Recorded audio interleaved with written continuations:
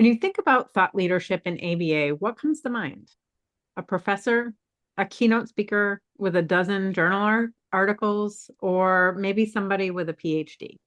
What if we told you that thought leadership isn't about credentials? It's about contribution. It's about having something to say that makes the field better. Today, we're unpacking what it means to lead with your voice in ABA through writing, speaking, and sharing ideas, and why now more than ever the field needs you to be speaking up. Welcome to Action Insights, the intersection of ABA and mental health. I am your host, Amelia Delphons, and this is my co-host, Vicky Dione. In this episode, we want to talk about the contributions that we can be making to the field of ABA. Especially on LinkedIn, I have seen a wave of conversation that is talking about what makes somebody an expert in the field, especially when it comes to presenting at different conferences and CEU events. And we asked the question, does it take a long publication list or can applied experience speak just as loud? So there was an article that was recently published that called into question this exact topic. But before I get too far, I want to mention that you can earn half a CEU for watching this episode, and it's only going to cost you $5. So if you're interested in earning CEUs for this episode, listen for those 3 code words, and then you can go to the link in the description. You'll be asked to choose the code words to complete the quiz, and we'll send you the certificate. You can take the retake the quiz as many times as you need to if you make an error. So it's no pressure, but if you are interested, you need to be listening for those code words and maybe write them down, unless you're driving. And if you're driving, maybe don't write them down. Maybe use a voice to text note or something. So there was this article that was written that I don't even have it listed, but we'll link to it in the show notes. Oh, Nikki has it. I think. Um, so it was published in Behavior Analysis and Practice in April 2025. Oh, I don't have the title. Give me a second. I'll find it. All right. Well, this article essentially was saying they did some research and oh, Nikki has the title. It's our keynote and invited speakers at state behavior analytic conferences, experts on their presentation topics. Boggs et al., and then April 2025 in Behavior Analysis and Practice.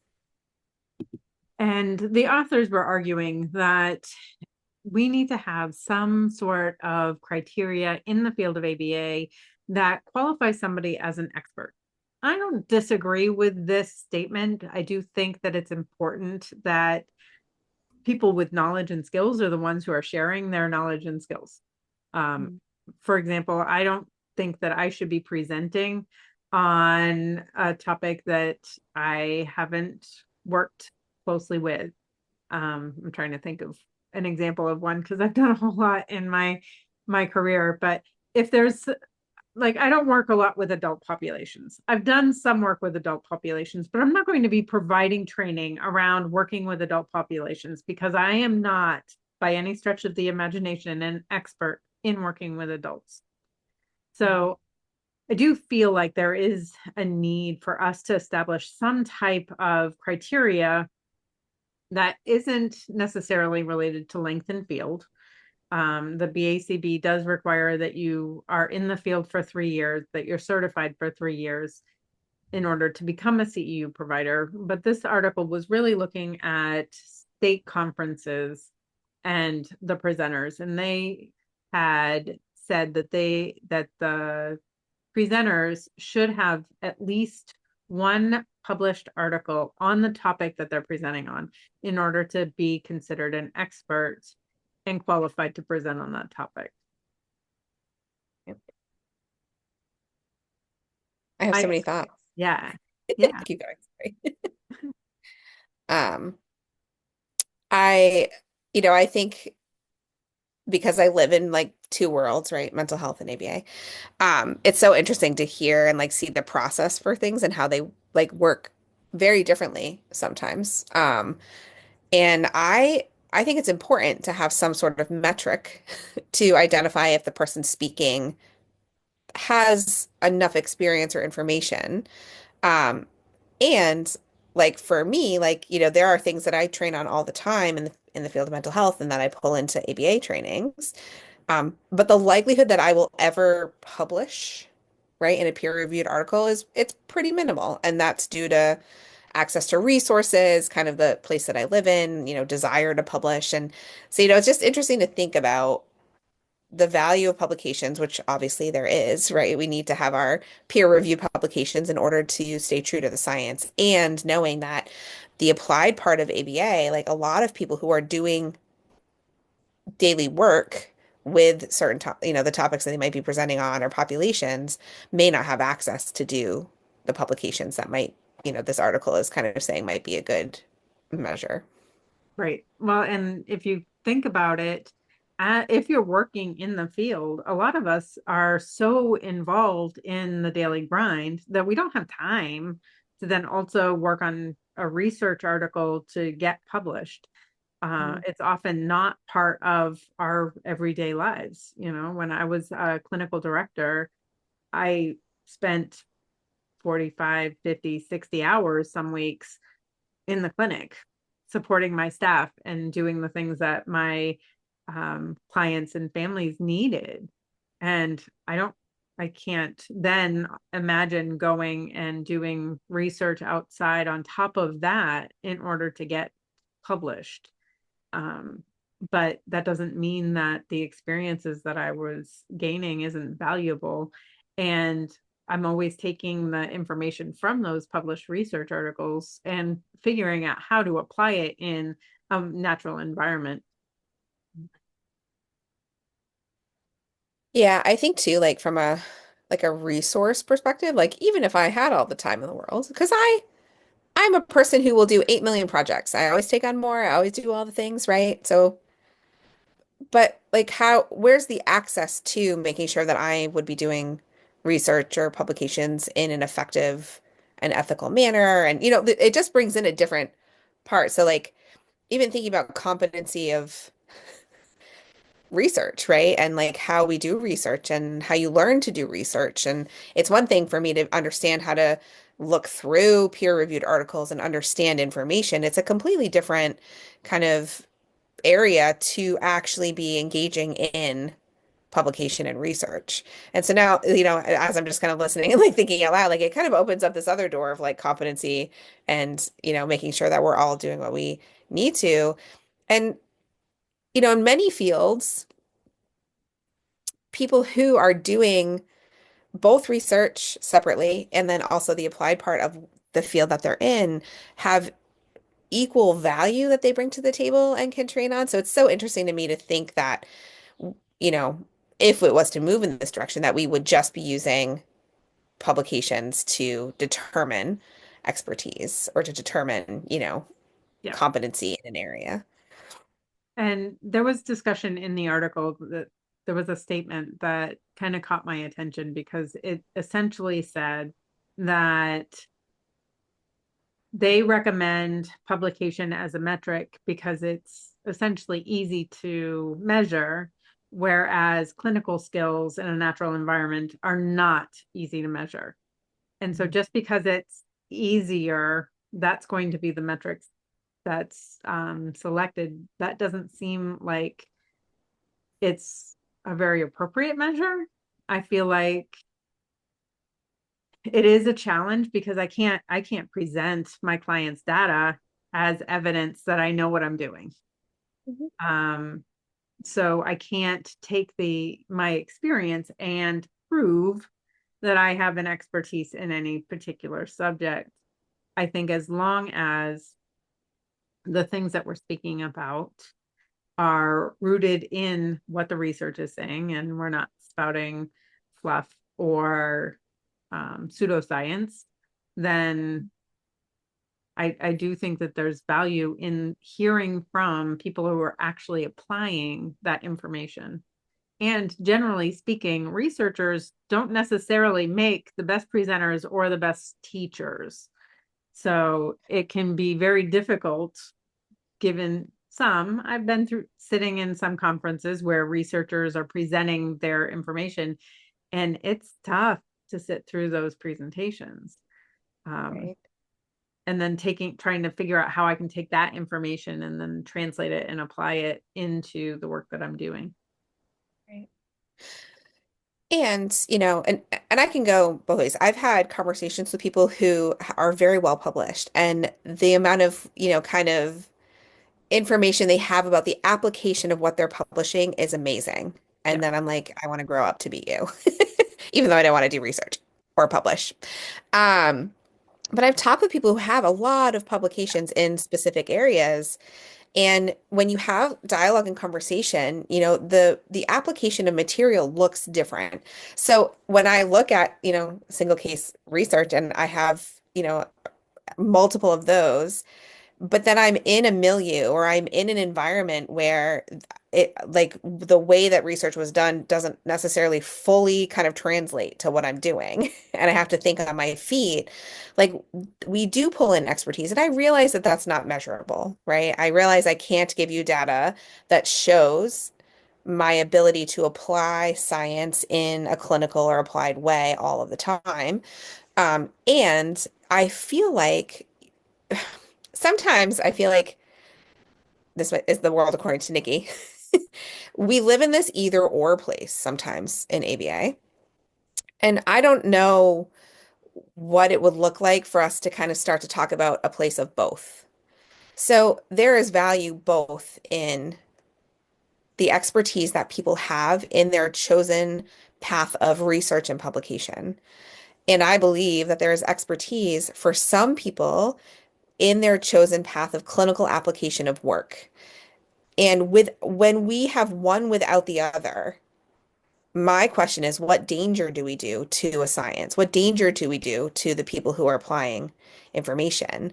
And this is where, like, in the field of, mental health, is so different. So in my community that I work in, because I've been doing the specific work around trauma, supporting autistic individuals in mental health, understanding, like, what I do understand and what I do train on, people know that about me, and there's a lot of value to that. People seek out support from somebody like me who has no publications but has almost 20 years applying information in the field.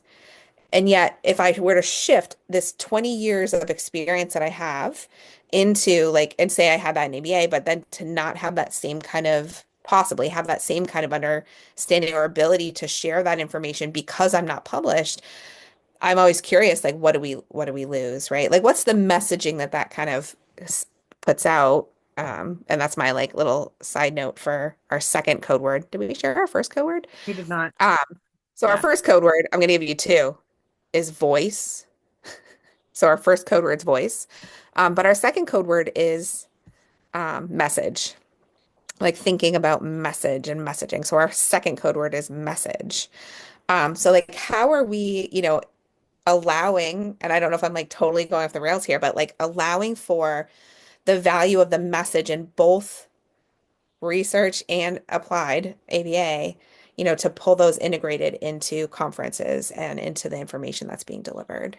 You know what I would love to see is researchers working together with clinicians who are applying the research. I would love to Mhm. see that in more conferences, more collaboration rather than one expert just kind of speaking about their research and what they've done. I think about things like um, the way that autistics have spoken out about ABA. If we were just focused on only teaching things that are presented in the research, we would miss all of that message Mhm. from the autistic community, because it's the practitioners who are out in the field who are hearing those messages, who are experiencing that pushback. And I think it's really important that we use that to guide the direction of our field. The science is important. We need to be using evidence-based interventions and really focusing on the science. I don't disagree with that, but we need to pick and choose the interventions that align best with the needs of the population that we're serving. We need to be focused on that social validity piece. And I wish I had there's several research articles that are out there that look at how often social validity is actually measured in research studies. And it's not very many of them. Not many studies actually measure social validity during the study. And if we're not looking at the social validity measures in the study, it's still peer reviewed, it still gets published. And then those people are the ones that are presenting. We're missing all of the voices from the community that we're serving. Yeah, and it starts to it starts to create, challenges, I think, for the practitioner, right? Because if I'm sitting with a human in a room, right, that's very different than taking something that's specifically in research and just applying it blanket out to everybody.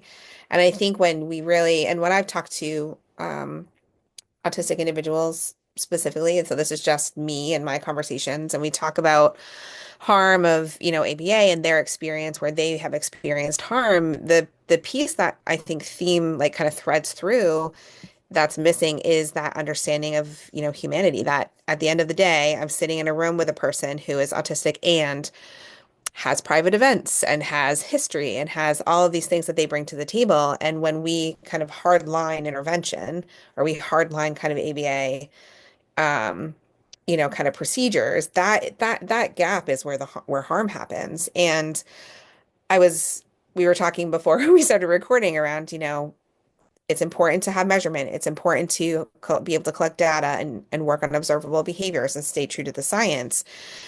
And sometimes when we can't do that, I feel like things kind of get pushed to the side a little bit. And my belief and talking to people that I've like that's that harm gap. That's where harm happens. So, it's interesting. And when you start to think about how we're disseminating information, I love the term like thought leadership, right? Like, Yeah, and the term leadership in general. It isn't just one method of leadership that ever kind of makes progress. It's multiple, like, kind of types of leadership together that move things forward and really kind of create conversation and dialogue and can firm up the scientific piece of any sort of field. And it doesn't just have to happen in academics. So when we think outside of that, then we're really looking at the applied part, in practice and in clinic of ABA. And there's so much value in, I think, in, kind of looping in people who live in that kind of place of ABA as well. I agree. I think we need to hear from more people who have those experiences rather than fewer. I do think that there's a lot of value in listening to the experiences that these practitioners have, because without listening to them, there's no way for us to see how it's working in other situations. So the research shows us this one particular because it's a single case study.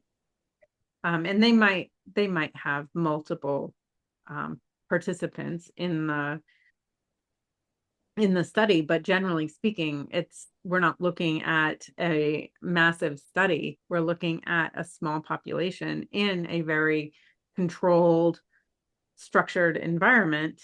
Well, how does that information then translate into a more natural environment, even if we're looking at a clinic environment, which we can control a little bit more, but we don't have full control over the environment, not in the same way that they do in a research study.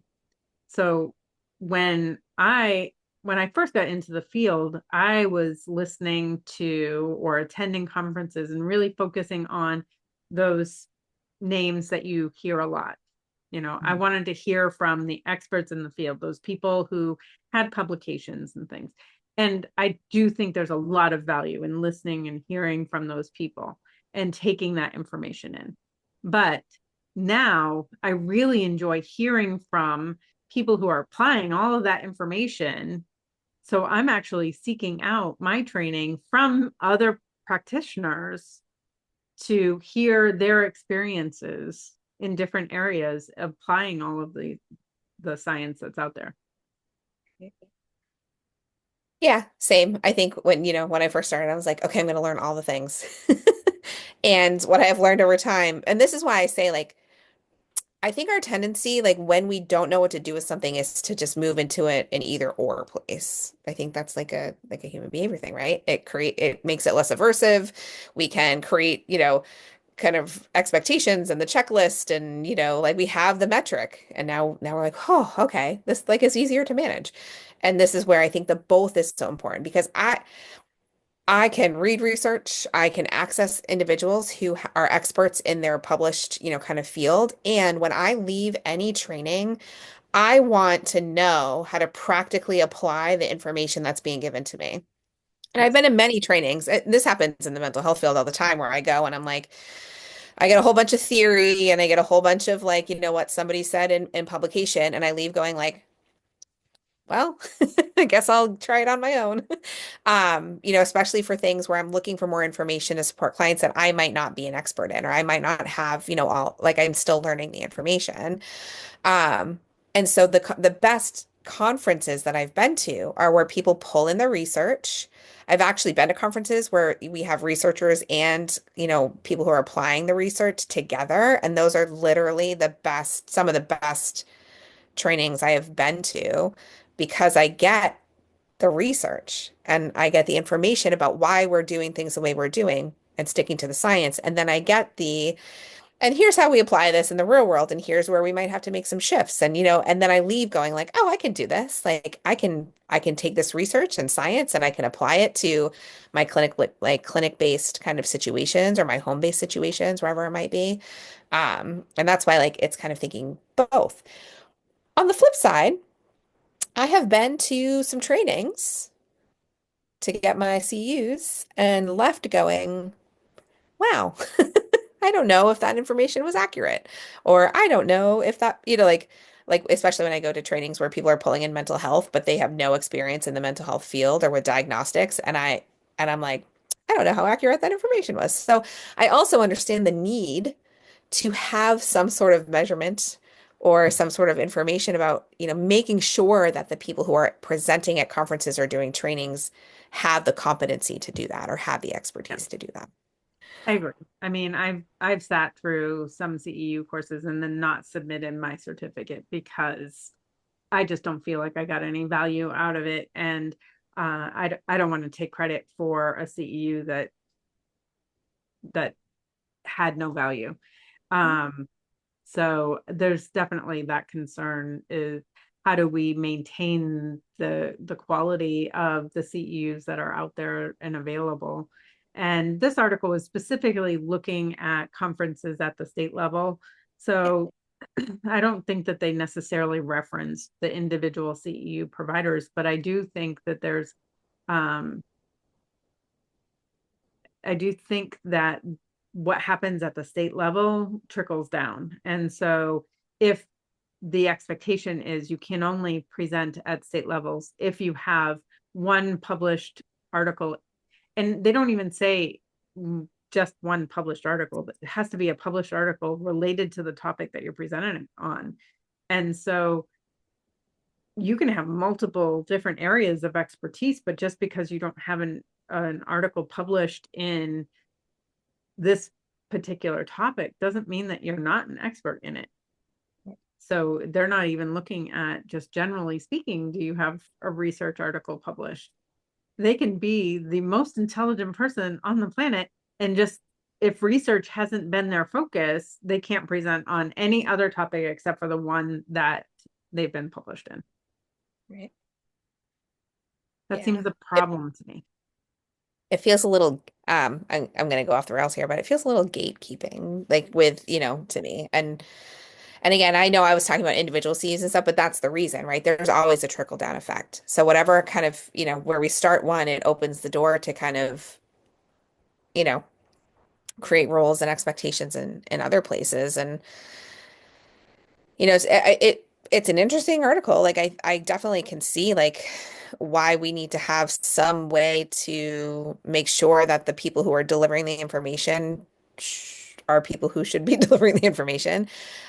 I also wonder like how narrow the view is to think about it from a research perspective only. And Agreed. you're right, I forgot that part that it is like so if I wanted to train on trauma, I would have to have peer, like re research published in trauma, which is like right now such a hard thing, from a measurement perspective, but like for outcomes and all that stuff. Yeah. I won't go there because that'll take me down another rabbit hole, but so yeah, it'd be interesting to really think about how the impact to the fields if that was something that was moved forward with.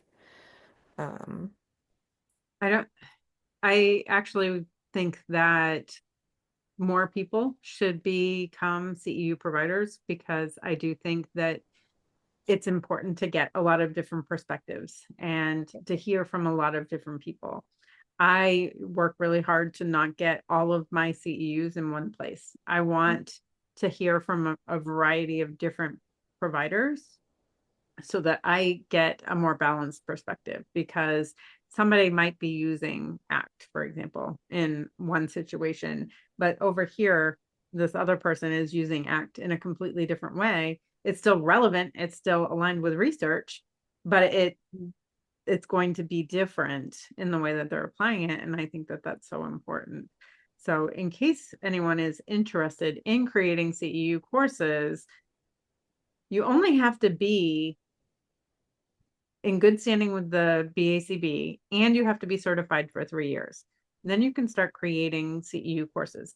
I do really encourage you to think about how to create a CEU course in a way that leads to good outcomes for anyone who's attending. Make sure that it's actionable, because I have sat through some tough CEU courses and then left with that was interesting information and I have no way of using it. yeah, So, same. That's why I said earlier, like I yeah, want like it's so important to have give people a gift of like when you leave here, here's yeah, something that you can apply like almost immediately or with, like some thought, but like pretty easily into your practice. Um, and I think just kind of thinking about how many people are BCBAs and in the field and how many different perspectives and experiences and information that people have and how valuable it is to share that, right? Like that's part of it is sharing information.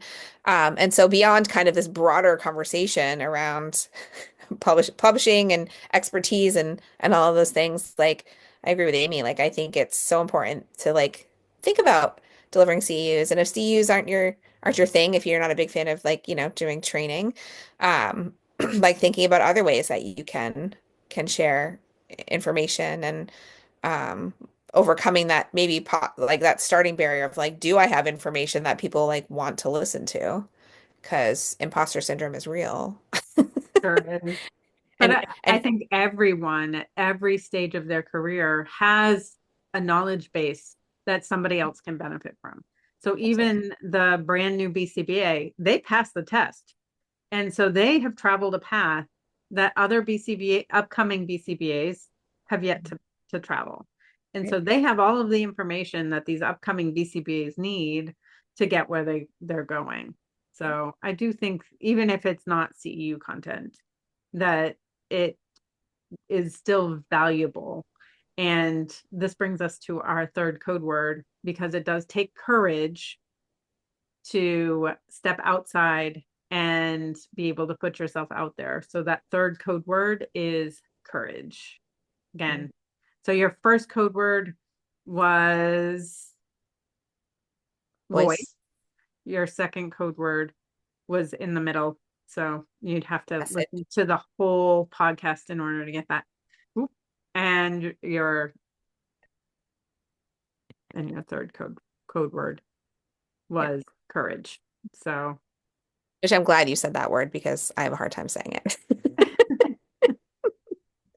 and I want Um, to thank you all for joining us on Action Insights, the intersection of ABA and mental health. In our next episode, we're going to be talking about overcoming a bad supervision experience. Nikki and I shared a supervisor, and our experiences were definitely less than ideal. So, if you had similar challenges, or if you want to just hear a really interesting story, then you're not going to want to miss the next episode. And we'll see you all there. Thanks, everyone.